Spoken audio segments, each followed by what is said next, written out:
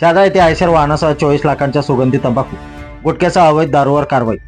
नंदुरबार जिल्हा आदिवासी बहुल जिल्हा असून या जिल्ह्यामध्ये अंमली पदार्थांची अवैध तस्करी होऊ नये किंवा महाराष्ट्रात प्रतिबंधित असलेला अवैध गुटखा व पान मसाला विक्री होऊ नये, जेणेकरून नंदुरबार जिल्ह्यातील नागरिकांचे आरोग्य धोक्यात जाऊ नये यासाठी नंदुरबार जिल्हा पोलीस दलाकडून नंदुरबार जिल्हा अंमली पदार्थ मुक्त जिल्हा करण्याचे शर्थीचे प्रयत्न सुरू आहेत। कारण गुटखा व पान मसाला याचे सेवन करण्याचे प्रमाण जिल्ह्यात जास्त असून हा पान मसाला व गुटखा सेवन केल्यामुळे आरोग्यास हानिकारक ठरतो व कॅन्सर सारख्या रोगास आमंत्रण देतो।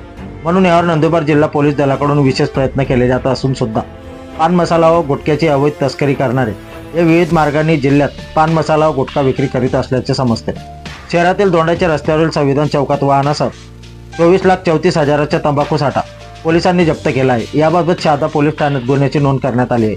शहादा येथील दोंडाच्या रस्त्यावरील संविधान चौक येथे एक आयशर क्रमांक MH04 HY 3009 मध्ये 6,48,000 रुपये किमतीच्या 2160 बब्बू गोल्ड सुगंधी तंबाखूचे पाकिटे, 1,98,000 रुपये किमतीचे 660 बब्बू गोल्ड सुगंधी तंबाखूचे पाकिटे, 2,88,000 रुपये किमतीचे 960 बब्बू गोल्ड सुगंधी तंबाखूचे पाकिटे तसेच 13 लाख रुपये किमतीचा आयशर ट्रक असा एकूण 24 लाख रुपये 34,000च्या मुद्देमालासह विमल गुटखा जप्त करण्यात आला आहे।